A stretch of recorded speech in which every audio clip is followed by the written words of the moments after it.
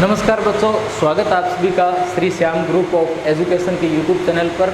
मैं विकास शर्मा आपको BSc second year की फिजिक्स पढ़ा रहा हूँ और इसके अंदर अपने ऊष्मागतिकी पढ़ रहे हैं और यूनिट के बिल्कुल लास्ट पार्ट पर अपने पहुँच चुके हैं और एंट्रोपी की बात अपने कर रहे हैं। और एंट्रोपी की भी अपने किसकी बात कर रहे हैं? अपने बात कर रहे हैं आदर्श गैस की एंट्रोपी की, आदर्श गैस की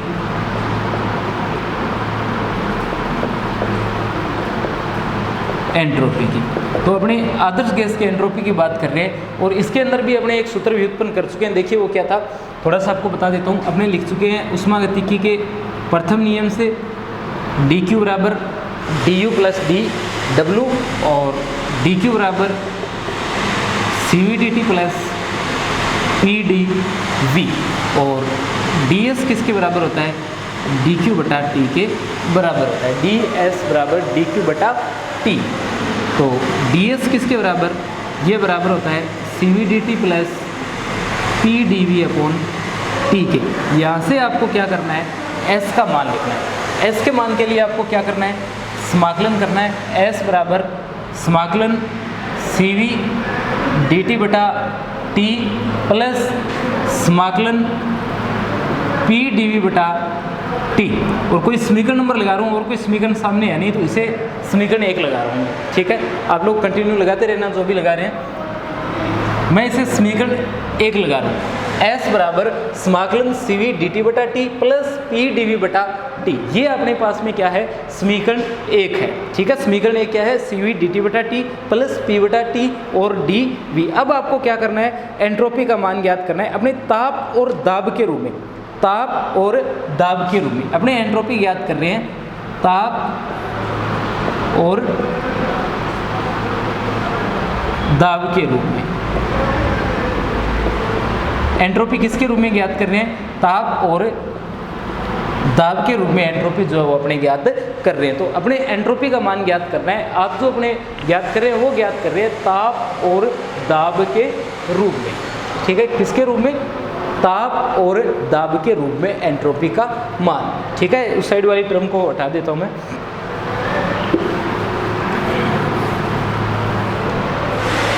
देखिए आपको ये टॉपिक एग्जाम में आता है तो समीकरण नंबर 1 तक आपको इसे सोल्व करना है। फिर आगे जो भी आपको दिया जाए कि किन के पदों में करना है वो आप उठा करके इसके साथ में लगा देना। जैसे अभी अपने किसकी बात कर रहे हैं? ताप और दाब की बात कर रहे हैं तो ताप और दाब की बात करेंगे अपने सिर्फ इस समीकरण के अंदर। देखिए समीकरण के अंदर अगर आप देखिए, मैंने आपको बताया था कि आपको जिसके भी पदों में ज्ञात करनी है, जैसे यहाँ किसके पदों में ज्ञात करनी है? ताप और दाब के पदों में। यानी समीकरण में आपको चाहिए T और दूसरा कौन चाहिए? P। समीकरण में T आ सकता है, P आ सकता है और आदर्श गैस की समीकरण होती है PV बराबर RT। ठीक है, ये दोनों आ सकते हैं और साथ में कौन आ सकता है? R आ सकता है। आपको हटाना किसे है?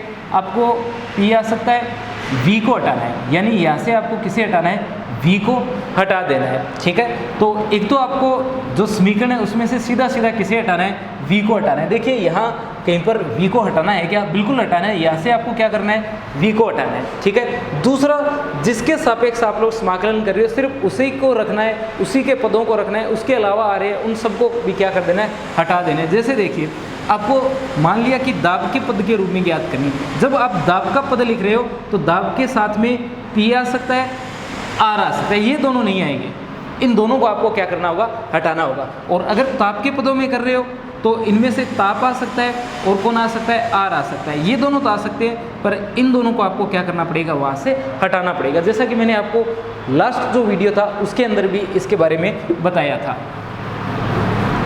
अब देखिए आदर्श गैस की अवस्था समीकरण से PV बराबर क्या होता है? RT होता है। इसका अवकलन करेंगे तो ये बनेगा PdV plus VdP plus VdP और आगे क्या आएगा? RdT। क्या बना? PdV प्लस VdP बराबर RD। आपको मान चाहिए भी PdV का। किसका? PdV का। कितना है? PdV बराबर RdT माइनस VdP। कितना है? RdT minus VdP। इस मान को आपको क्या करना होगा? जो आपकी समीकरण 1 है उसके अंदर रखना होगा। रख देते हैं। देखिए S बराबर ये बना सी वी डी टी बटा T plus P upon V, ये पी अपॉन टी है, सॉरी पी अपॉन टी, इसे तो रखो और साथ में देखो आपको पी डी वी का मान रखना है। किसका रखना है? पी डी वी का। तो पी का भी साथ में ही रखना है अपने को। तो आपको सिर्फ क्या लिखना है? आपको लिखना है आर डी टी माइनस का वी डी पी, सिर्फ इतना लिखना है। ठीक है, इसे थोड़ा और आगे लिखते हैं तो आप लोग इसे ये लिख सकते हो, एस बराबर क्या लिख सकते हो? समाकलन सी वी डी टी बटा टी, ऐसा लिख सकते हो। समाकलन को दो पार्ट में तोड़ दो, प्लस आर समाकलन किसका? प्लस समाकलन आर डी टी बटा टी का, और माइनस में वी डी पी बटा टी। देखिए सी वी डी टी, ये लिख दिया C V D T upon T, और इसे लिखा आर डी टी बटा टी। क्या लिखा? आर डी टी बटा टी, और इसे लिखा माइनस का वी डी पी अपॉन में टी। ठीक है, इसे आपने लिख दिया तो ये आपके पास में एस का मान आ गया। अब अपने इसे फिर से चेक करते हैं। एक तो ये देखो, ये क्या है? आर। मेयर संबंध से आपको आर का मान जरूर रखना है। ठीक है, मेयर संबंध से आर का मान रखो। देखो पहला काम यही करते हैं, इसे लिखा C V D T T बटा टी, और प्लस आर का मान C P minus C V, और डी टी बटा टी, और साथ में समाकलन, और माइनस का समाकलन वी डी पी बटा टी। पहला काम। और फिर दूसरा काम क्या करना है? इसे फिर से अलग करो, ये सी वी डी टी बटा टी प्लस का ये बना सी पी डी टी बटा टी। क्या बनता है? सी पी डी टी बटा टी। ठीक है, माइनस में देखो कौन आया है? माइनस में सी वी डी टी बटा टी, और माइनस का वी डी पी बटा टी। ये टर्म आपकी यहाँ पर आ जाती है। अब देखो इसे, एक तो समीकरण को अगर देखें तो इन्हें देखो, एक टर्म प्लस की है और एक टर्म किसकी है? माइनस की है। कोई दिक्कत नहीं है, हटा दी। तो एस बराबर क्या आएगा? ये आएगा सी पी डी टी बटा टी। क्या आएगा? सी पी डी टी बटा टी, साथ में क्या है? समाकलन है। माइनस में कौन आएगा? माइनस में आएगा वी डी पी बटा टी। क्या आएगा? वी डी पी बटा टी, किसके साथ में? माइनस के साथ में। और कौन है? सी पी डी टी बटा टी है। यहाँ तक आप लोगों को इसे सोल्व करना है। अब देखिए, अब सी पी वगैरह, ये आर वगैरह कुछ है नहीं, इतनी टर्म बची है, और आगे कैसे सोल्व करना है? मैंने आपको क्या बताया? मैंने आपको बताया कि ये जैसे टी लिखा हुआ है, तो टी के साथ में कौन आ सकता है? टी के साथ में इन चारों की बात कर रहे हैं हमने, पी वी आर और टी की। ठीक है, इन चारों में से कौन आ सकता है? टी आ सकता है, आया हुआ है, इसके अलावा कोई है ही नहीं। तो इसे सोल्व करो, या फिर आगे सोल्व करें पहले इसे। माइनस का ये देखो, इसके साथ में पी आ रहा है, और पी के साथ में वी और टी है, दोनों ही नहीं आने चाहिए। आर आ सकता था और पी आ सकता था, और दोनों यहाँ पर है। तो आपको क्या करना है? पी वी बराबर आर टी लिखना है, पी वी बराबर आर टी, वी बटा टी हटाना है तो वी बटा टी करो, और आर बटा पी निकाल लो। क्या निकाल लो?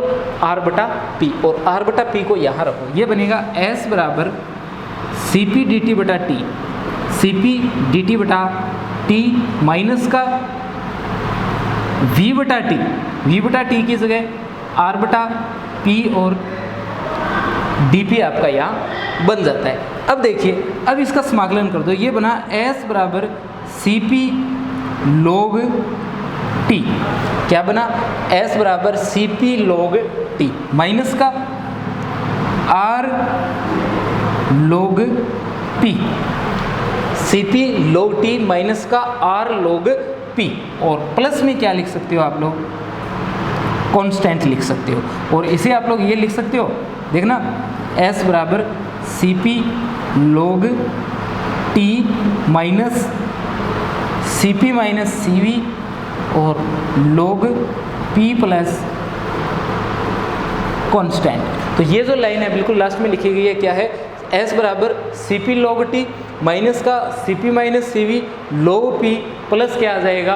कांस्टेंट आ जाएगा। तो ये जो आपकी समीकरण आई है, ये आप लोग देख सकते हो, C P log T minus Cp माइनस Cv log P और साथ में क्या है कांस्टेंट है। ठीक है, अब देखिए आगे अपने इसे, इसके अंदर आप लोग देख सकते हो कि अपने क्या कर दिया, एंट्रोपी S का मान जो है इसमें निकाल दिया। ये किसका मान आ गया, एंट्रोपी S का मान आ गया। S का जो मान अपने लिख रखा है, ये मान आप लोगों को आगे सोल्व करते हुए इसे अगर आप चाहो कि दो अवस्थाओं के लिए लिख दें तो दो अवस्थाओं के लिए देखिए कैसे लिखेंगे अपने इसे। अगर आप इसे दो अवस्थाओं के लिए लिखना चाहो कैसे, जैसे देखो अगर आपका निकाय अवस्था ए से जा रहा है अवस्था बी में, ए से कहाँ जा रहा है, बी में। अवस्था ए है मान लिया ताप, दाब, आयतन। ये ताप, दाब और आयतन, पहले दाब लिखा हुआ है, दाब, ताप और आयतन, दाब, ताप और आयतन, P1, T1 और V1, और ये क्या है P2, T2 और V2। ठीक है, अगर इसके लिए लिखो तो इसके लिए एंट्रोपी S1 और इसके लिए एंट्रोपी S2, तो आपका मान जो आएगा वो आएगा S2 माइनस का S1। क्या आएगा, S2 माइनस का S1। और यहाँ जो आप लोग समाकलन कर रहे थे ये समाकलन हो जाएगा T1 से T2 तक, और ये P1 से लेकर के P2 तक। तो आपका जो समाकलन आप लोग कर रहे हो उस समाकलन की क्या लग जाएगी, यहाँ लिमिट लग जाएगी। कैसे, कुछ इस तरीके से, Cp को बाहर रख देता हूँ और T1 से T2 और साथ में क्या आएगा dt बटा T, माइनस का R बाहर और dp बटा P और P1 से P2 तक। फिर आप लोग लिखोगे S2 माइनस का S1 बराबर Cp log T, और ये T1 से T2 तक और माइनस का R log P और कहाँ से कहाँ तक, P1 से P2 तक। ठीक है, देखिए आगे,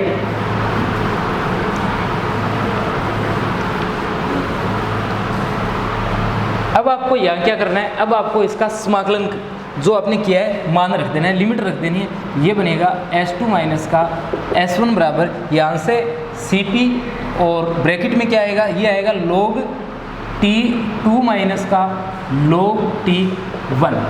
ठीक है, log T2 माइनस का log T1 और माइनस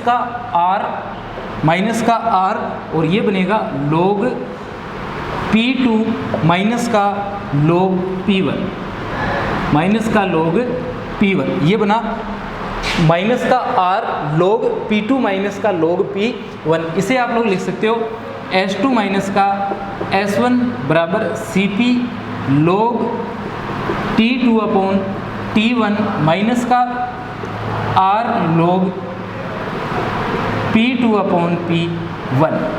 ये क्या है, एंट्रोपी का मान है। एंट्रोपी का मान कितना है, S2 माइनस का S1 और Cp log T2 upon T1 minus का Cp Cv और log P2 upon P1। R का मान अगर आप लोग और रख देते ये बनता S2 minus S1 Cp log T2 upon T1 minus Cp माइनस Cv log P2 upon P1। ये आपका मान आ जाता है एंट्रोपी का। आदर्श गैस की एंट्रोपी किसके पदों में, ताप और दाब के पदों में। यहाँ देखिए अगर सीधा सूत्र निकालना चाहते हैं तो ये आता Cp log T और माइनस का Cp माइनस Cv log P, प्लस क्या आता, कांस्टेंट आता। ये तो अपने क्या है अनिश्चित समाकलन के रूप में, और निश्चित समाकलन के रूप में आप लोग क्या कर देते, लिमिट रख देते, और P1 और P2 T1 और T2 के रूप में आपके पास में एंट्रोपी का मान आ जाता। ठीक है, तो अगर आपसे ताप और दाब के पदों में पूछा जाए तो आपको इसे यहाँ तक सोल्व करना है। ठीक है, नेक्स्ट अपने एक बचता है जिसके अंदर आपको एंट्रोपी का मान ज्ञात करना है दाब और आयतन के पदों में। अगर दाब और आयतन के पदों में आपसे पूछा जाए तो देखिए इसे कैसे सोल्व करेंगे।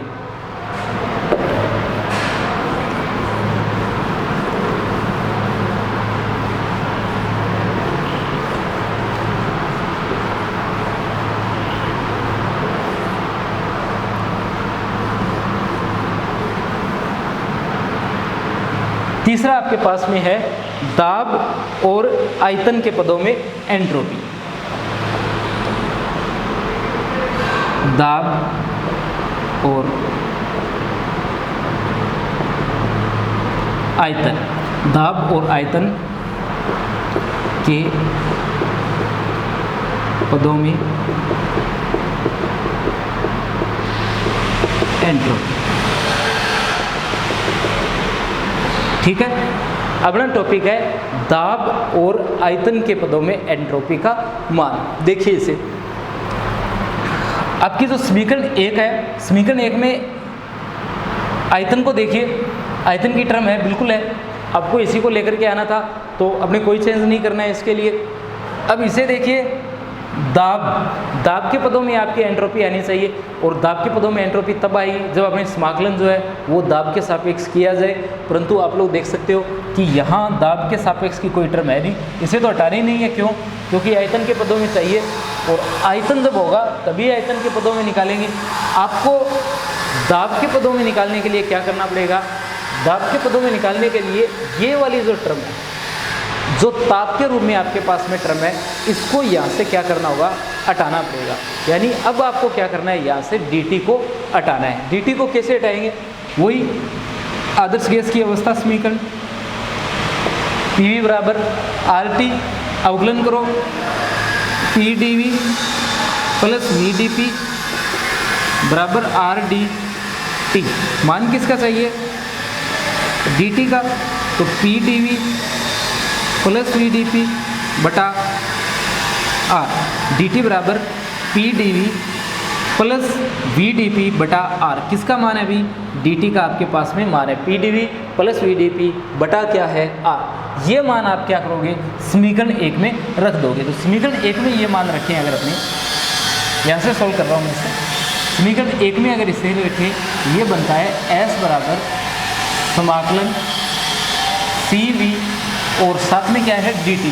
dt का मान ये आपको रखना है, ये मान देखिए, ये मान है PdV प्लस VdP, और अपोन में क्या है? R है। क्या है? R। और R के साथ में यहाँ कौन है? ताप है। R के साथ में कौन है? ताप है। देखिए ये मान आप लोग रख रहे हो, ये PdV प्लस VdP बटा R, पर R के साथ में यहाँ कौन सी टर्म हो रहा है? ताप की टर्म हो रहा है। तो इसका ज़रूर ध्यान रखना कि अपोन में एक ताप हो रहा है, इसे अगर छोड़ देते हो तो ये गलत हो जाएगा। ध्यान रखना है इस बात का, इसके साथ में ताप हो रहा है। प्लस क्या आएगा? प्लस आएगा PdV बटा T। क्या आएगा? प्लस PdV बटा T। ठीक है, इतना करने के बाद में अब आपको इसे आगे सोल्व कर लेना है, और आगे सोल्व करने के लिए आपको क्या करना है?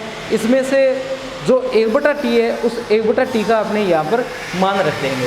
ठीक है, ये जो 1/T है, इसका क्या कर देंगे? मान रख देंगे। या फिर कोई अन्य तरीका है तो वो भी आप लोग काम में ले सकते हो। मैं मान रखने के बजाय क्या कर रहा हूँ? पहले इसे अलग अलग लिख रहा हूँ। ठीक है, पहले क्या कर रहा हूँ? इसे अलग अलग समाकलन के रूप में लिख रहा हूँ। यानी इसे लिख रहा हूँ S बराबर समाकलन CV PdV बटा RT। ठीक है, इसे लिख रहा हूँ CV PdV बटा RT प्लस CV VdP बटा RT प्लस PdV बटा T। ये आता है CV VdP बटा कितना है? बटा है RT, और ये कितना है? CV PdV बटा RT प्लस PdV बटा कितना है? T। अब देखिए आगे, यहाँ से आप और क्या कर सकते हो? यहाँ से आपको करना क्या है? पहले तो ये देखिए, पहले अपने देखिए CV आ सकता है क्या? बिल्कुल आ सकता है। CV आ सकता है, CP आ सकता है, कोई दिक्कत नहीं है अपनी। तो CV रहने देते हैं यहाँ। क्या P आ सकता है? P आएगा या नहीं आएगा ये कौन बताएगा? ये अपने ये बताएगा आयतन। ठीक है, पहले तो ये देखो, क्या इनमें से कोई टर्म अपने को हटानी है क्या? हटानी है क्या? नहीं हटानी। क्यों? अपने को चाहिए दाब और आयतन, और यहाँ आयतन, यहाँ दाब, और यहाँ क्या है? आयतन है। तो इनको तो नहीं हटाना है। अब देखिए, दाब की ये आयतन के साथ में कौन आ सकता है? क्या R आ सकता है? बिल्कुल आ सकता है, R को रहने दो। क्या P आ सकता है? नहीं आ सकता। और क्या T आ सकता है? बिल्कुल भी नहीं आ सकता। तो यहाँ से मैं क्या लिख रहा हूँ? यहाँ से मैं लिख रहा हूँ PV बराबर RT। क्या लिख रहा हूँ? PV बराबर RT। आपके पास में दो, या तो आप P अपॉन RT का मान ज्ञात कर लो। किसका मान ज्ञात कर लो? P अपॉन RT का। यहाँ से P अपॉन RT करो तो क्या आएगा? 1/V आएगा। आप लोग P अपॉन आर टी करो तो P अपॉन आर टी और आगे क्या आ जाएगा, A बटा V आ जाएगा। तो यहाँ क्या आएगा, ये आएगा S समाकलन CV और इन तीनों की जगह आता है V। क्या आता है, V आता है, ठीक है। या फिर आप क्या करो, आप लोग P बटा T निकाल लो और ये आता है R बटा V, R से R कैंसिल और फिर से आपके पास में यही बच जाएगा। प्लस यहाँ देखो CV से कोई दिक्कत, अपने कोई दिक्कत नहीं है इससे, तो अपने को चाहिए P, R आ सकता था परंतु V और T यहाँ से अपने को क्या करने पड़ेंगे, हटाने पड़ेंगे। अगर R साथ में हटता है तो उसे भी अपने हटा देंगे। फिर से देखो लिखो PV बराबर क्या लिखा, RT। PV बराबर अपने क्या लिख दिया, PV बराबर लिख दिया R इंटू टी। PV बराबर R इंटू टी। आपको किसका मान चाहिए, यहाँ से देखो आपको चाहिए V अपॉन आर टी, आपको चाहिए V upon R T. V को यही रखा, आर टी को अपॉन में लेकर के आए, आगे कौन चला जाएगा, P चला जाएगा। तो V अपॉन आर टी का मान कितना आ जाएगा, V अपॉन आर टी का मान आ जाएगा 1 बटा P। कितना, 1 बटा P। और प्लस अपने dV से दिक्कत नहीं है, अपने P और T से दिक्कत है। P और T को हटाओ, P और T को कैसे हटाओगे, यहाँ लिखता हूँ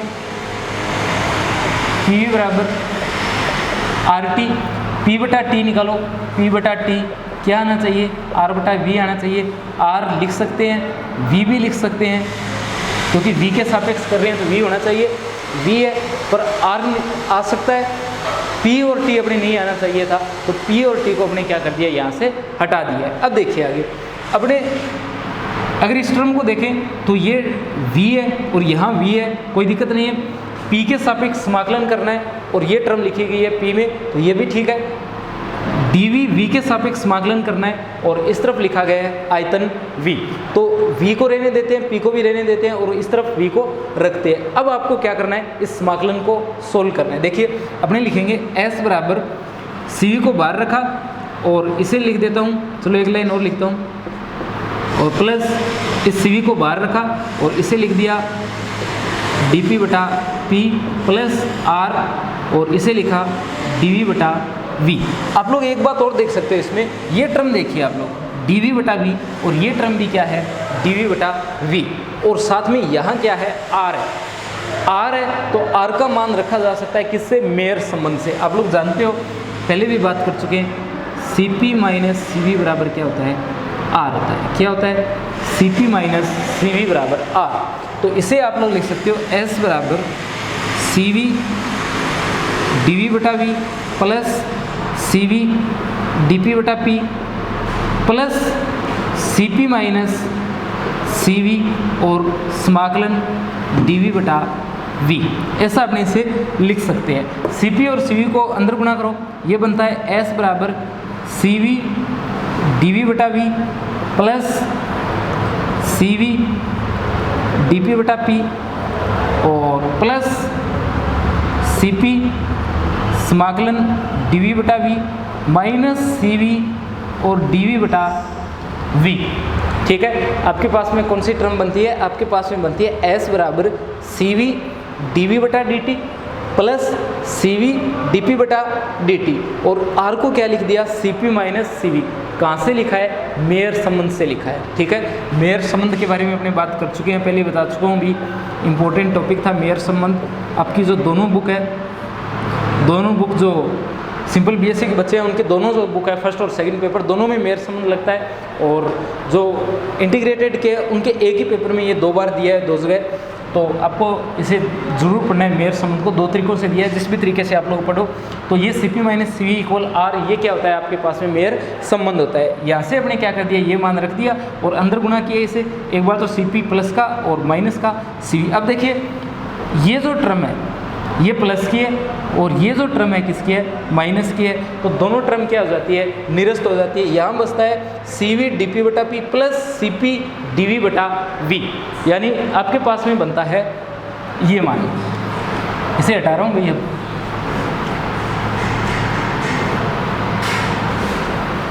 आपके पास में S इक्वल क्या बचता है, देखिए आपके पास में बचता है S इक्वल CV dP बटा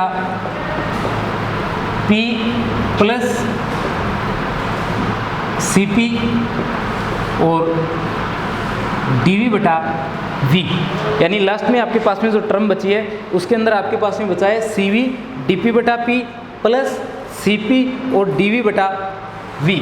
इसका आपको करना है समाकलन, तो S इक्वल बनेगा CV log P plus Cp और log V, और प्लस में क्या है, नियतांक है। ठीक है, आपके पास में इसका समाकलन आ जाता है CV log P plus Cp log V, और प्लस में क्या आ जाता है, नियतांक आ जाता है। ये आपके पास में क्या है, ये आपके पास में कुल एंट्रोपी S का मान है, यानी कुल एंट्रोपी S आपकी कितनी आ रही है, S आ रही है S equal CV log P plus Cp log V, और प्लस क्या आ रहा है, कांस्टेंट या नियतांक आ रहा है। ठीक है, आगे देखिए, अगर दो अवस्थाएं होती A और B, जैसे दो अवस्थाएं होती तो इसके अंदर P1 V1 T1, दाब होता P1, आयतन होता V1 और ताप कितना होता T1, R तो दोनों के लिए सेम रहता।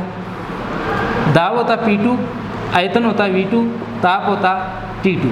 एंट्रोपी इसकी S1 होती और इसकी एंट्रोपी कितनी होती, S2 होती। अवस्था A में एंट्रोपी कितनी होती, S1 होती। अवस्था 2 में एंट्रोपी S2 होती। ये जो अपने मान रखे हैं, इन मानों को अपने कहाँ लेकर के जाते, इस समीकरण में लेकर के जाते, तो यहाँ क्या लग जाती, लिमिट लग जाती।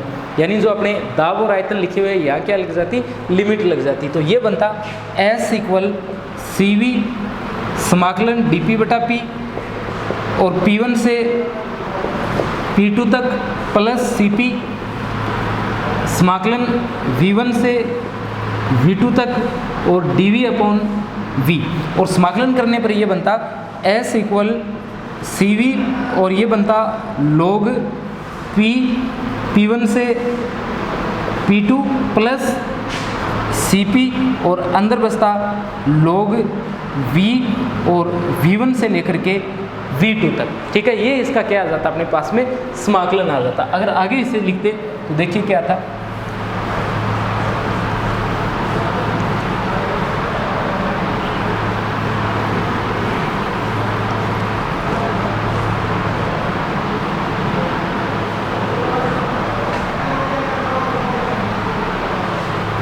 आगे इसे लिखते तो ये आता S इक्वल, इसे लिखते CV और लिमिट रखते तो ये बनता log P2 माइनस का log P1, ये बनता CV log P2 माइनस का log P1, और प्लस का क्या आता, प्लस का आता Cp और अंदर आता log V2 माइनस का log V1। ठीक है, और इसे अपने लिख सकते हैं S equal CV log P2 upon P1, और ये आ जाता प्लस का Cp log V2 upon V1। तो S इक्वल बनता CV log P2 upon P1 और प्लस का Cp log V2 upon V1। ये अपने पास में क्या है, एंट्रोपी का मान है। ध्यान रखना, ये वाली जो एंट्रोपी है ना, ये इसे आप लोग कुछ ऐसे लिखना, S2 माइनस का S1, S2 माइनस का S1, और यहाँ भी क्या लिखते, S2 माइनस का S1। तो ये जो मान आता है ये किसका आता, ये आता S2 माइनस S1 का। ठीक है, दो अवस्थाओं के मध्य एंट्रोपी में जो परिवर्तन आ रहा है उस परिवर्तन का मान कितना आ रहा है, S2 माइनस S1 बराबर CV log P2 upon P1 plus Cp log V2 upon V1 आ रहा है। तो ये अपना टॉपिक था जिसके अंदर अपने क्या कर रहे थे, इसके अंदर अपने जो आदर्श गैस है,